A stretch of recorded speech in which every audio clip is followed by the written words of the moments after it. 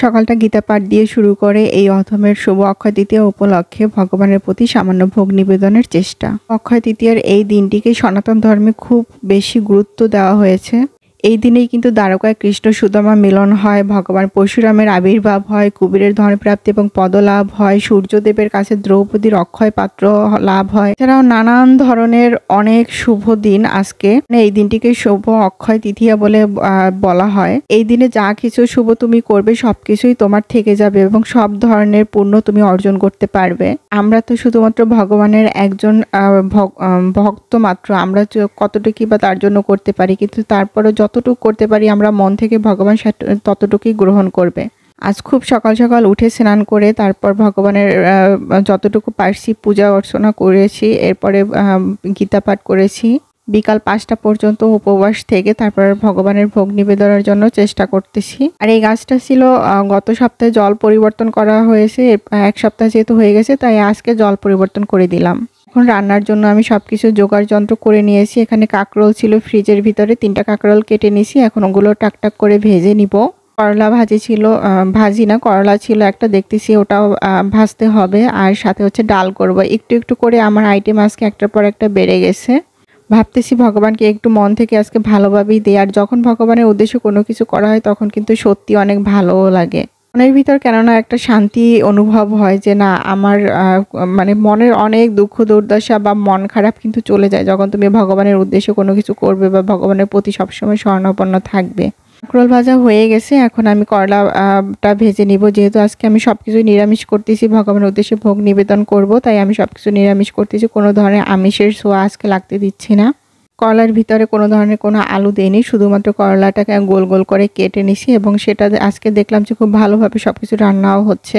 বসিয়ে দিয়ে একটু সন্ধ্যার দিকে আমি চাল ধোয়া জল আমি এই বোতলে রেখে দিই, সেগুলো গাছের ভিতরে দিতে আসছি।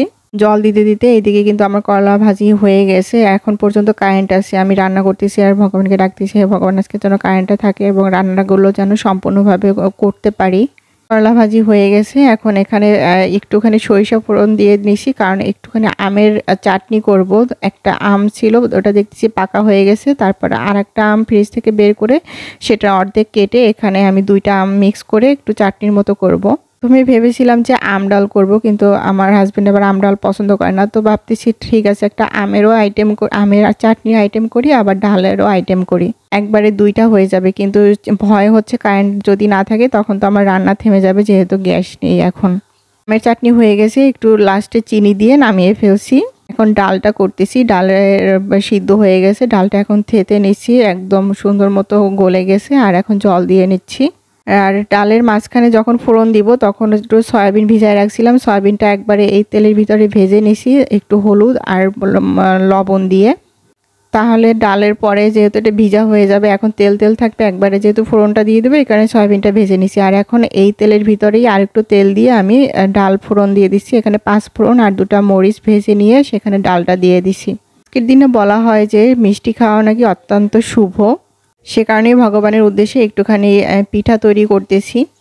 অনেক দিন ধরেই আমার ঘরেও পিঠা পায়েস কোনো কিছুই তৈরি করা হয় না, কারণ সেই রকম সময় সুযোগও হয়ে ওঠে না। তাই আজকে ভাবলাম যে একটু মাথার ভিতরে একটু একটু করে আজকে অনেকগুলো আইটেম চলে আসছে, তো চিন্তা করতেছি একটুখানি তাহলে পিঠা তৈরি করে ফেলি। এখানে 1টা 2টা ভাবছিলাম অল্প একটু হবে, পরে দেখতেছি ভাজতে ভাজতে প্রায় 20-25টা মতো মালপোয়া পিঠা তৈরি করা হয়ে গেছে। আমার সব রান্না কিন্তু তৈরি, সয়াবিন ভাজি, কাঁকরোল ভাজি, করলা ভাজি, ডাল রান্না, আমের টক আর হচ্ছে পিঠা। ভগবানের ভোগের থালা আমি তৈরি করে নিচ্ছি, ভাত দিয়ে নিছি, সাথে কাঁকরোল ভাজি দিয়েছি, করলা ভাজা দিয়েছি, সাথে হচ্ছে এখানে সয়াবিন আর এই প্লেটের ভিতরে আর পিঠাটা দিয়ে দিছি। আলাদা 2টা বাটিতে আমি ডাল তুলে নিছি আর একটাতে আমের চাটনি তুলে নিছি। আর আমার সেরকম বড় কোনো সিংহাসন নাই, যতটুকু পারতেছি এখানে যেহেতু ভাড়া বাসায় থাকি নিচে সাধ্য মতো সেভাবে ছোট্ট একটু জায়গা করে নিয়ে আমি সেখানে ভগবানকে বসিয়েছি। আমরা তো জানি ভগবান সর্বদা বিরাজমান সব জায়গায়। ভগবানের ভোগ নিবেদন শেষে তোমরা প্রসাদ দর্শন করো। হরে কৃষ্ণ।